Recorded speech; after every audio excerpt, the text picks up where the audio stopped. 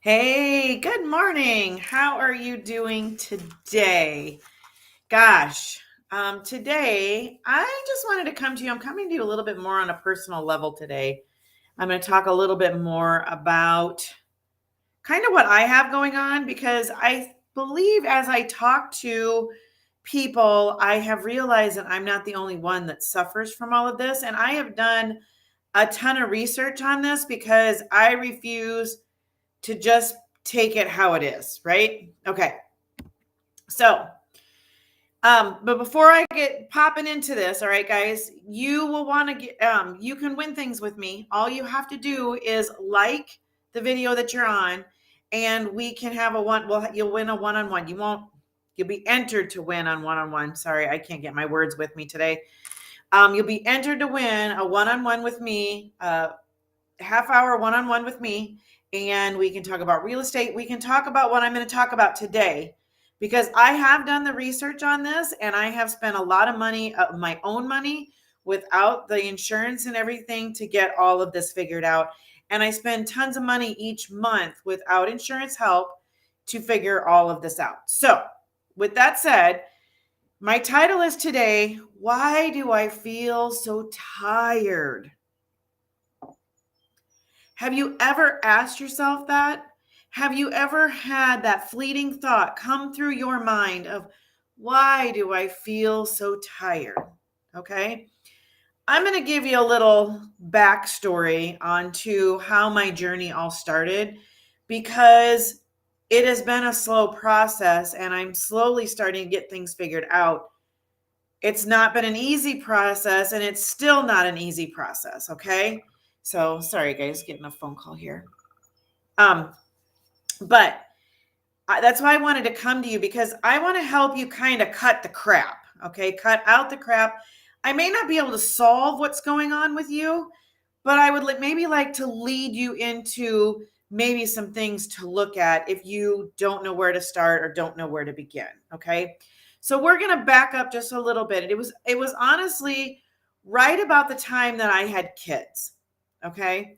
So I had kids, and with my firstborn, I honestly don't remember the first 3 months he was around because I really don't remember a lot other than I got up every hour and a half to feed him because he was constantly hungry, not knowing, me being stressed, I wasn't producing enough milk to feed him. And it became a vicious cycle. Like I remember there was at one point where I called my mom because that's what we do when we're stressed out, right? We call our mom and I was like, Mom, I'm bawling. I'm bawling on the phone. I feel like I have failed as a mother. My husband was working nights. I was trying to do the right thing and just breastfeed, breastfeed, breastfeed. And the kid he was constantly hungry. Like I'd get him full long enough for about an hour and a half. So I was only getting, by the time I get back to bed, get him laid down and get me back to bed, um, I I wasn't hardly getting any sleep. Okay. So that's where my journey kind of all started. All right. Was I called my mom. I was bawling. I told her she had to come and get him because I couldn't do it. My mom lives 2.5 hours away. Right. I couldn't do it anymore. I was constantly exhausted. Like I said, I was a walking zombie. I had no idea what was going on. Okay. That's when I first noticed the tiredness. Okay.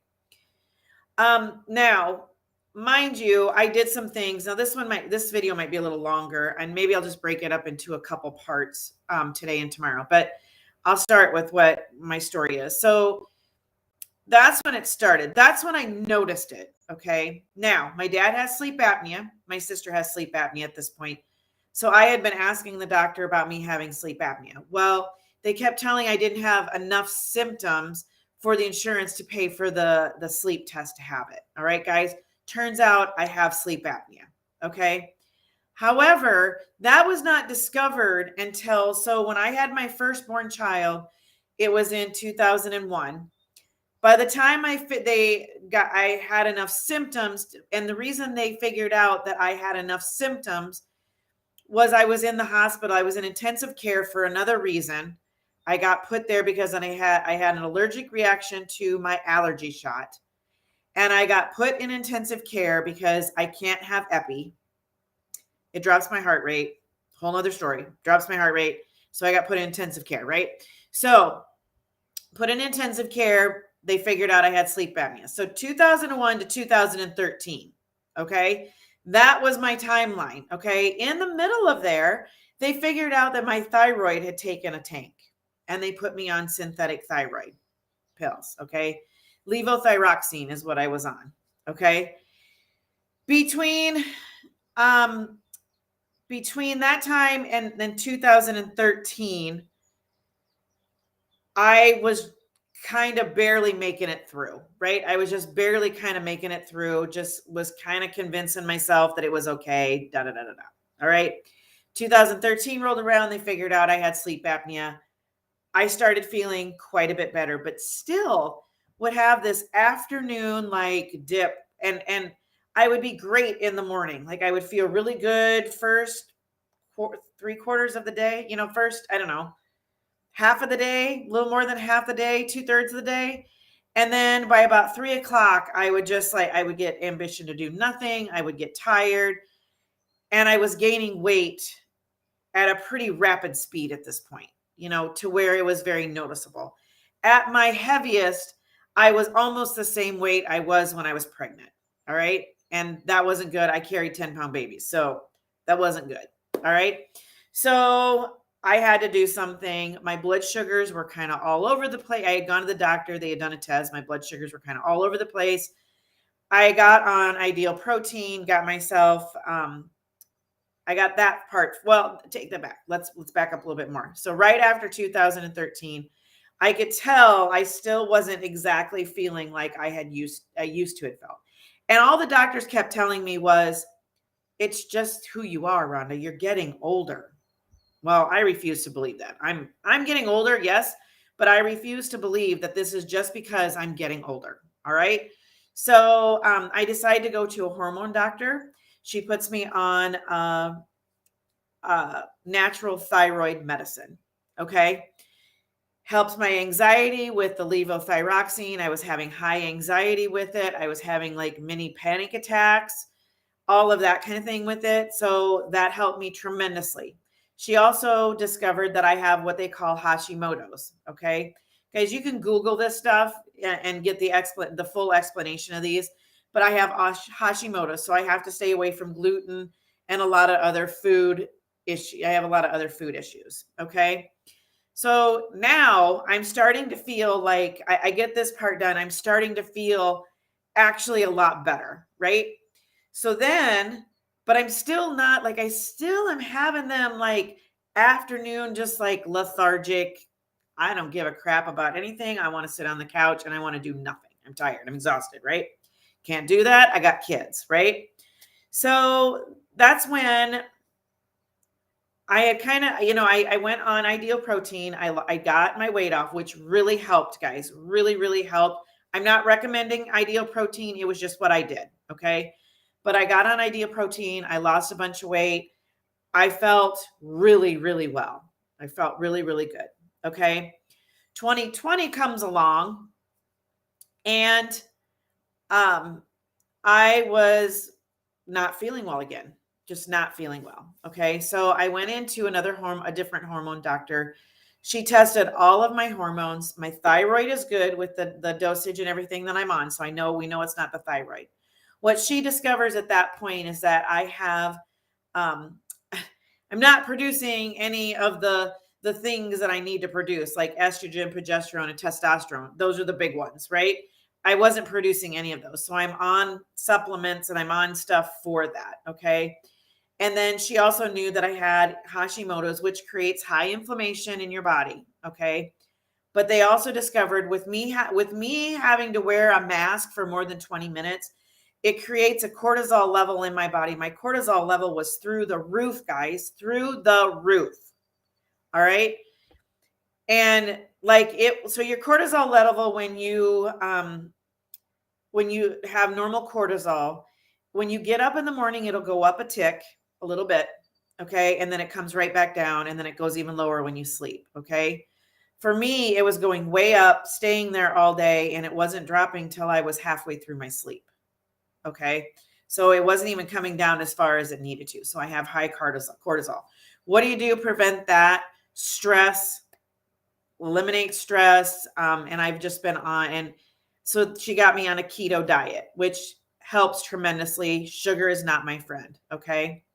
So what have I discovered throughout from 2001 to 2022? Okay. I have sleep apnea. I have hypothyroidism with Hashimoto's. I have adrenal fatigue. Okay. That was the other thing, is with this high cortisol, I have adrenal fatigue, which I can tell you it makes you tired all the time. Like, you will go out and do something physically and you will come home and you'll be like, I need to go to bed. That's just the way it is. So I do low impact exercise. I have high inflammation and I have food intolerances. Okay. So these are the things that I have discovered. Okay. With the research that I have personally done and the help of integrative doctors. Okay. I have discovered what I need to do to help and feel not so tired. Okay. So if this is a question that you are asking yourself, okay, a lot, I recommend that you go and speak to a homeopathic doctor, somebody that does any kind of health other than Western medicine. Okay. That is what I recommend, because I have gone through all of this and I have done my own research and I have advocated for myself to get me just to where I am. Okay. Now I'm continuing on my adventure, because the minute I do anything out of the ordinary, like I do maybe a little more physical exercise, it can be just riding my horse. Even when I do a little more physical exercise or whatever, I swell up. Like, my body reacts in that way and I swell up. And this whole process starts all over again. And I have to get the inflammation flushed out of my body and I have to get all of that done. Okay. And it's a process, and it's still a process that I'm trying to figure out, so I don't have such ups and downs with all of this. Like, I can do extra stuff without absolutely feeling exhausted. Okay. So guys, I will continue this. So this has gone way over than what my normal time is, but I feel like this is something that I need to bring to you.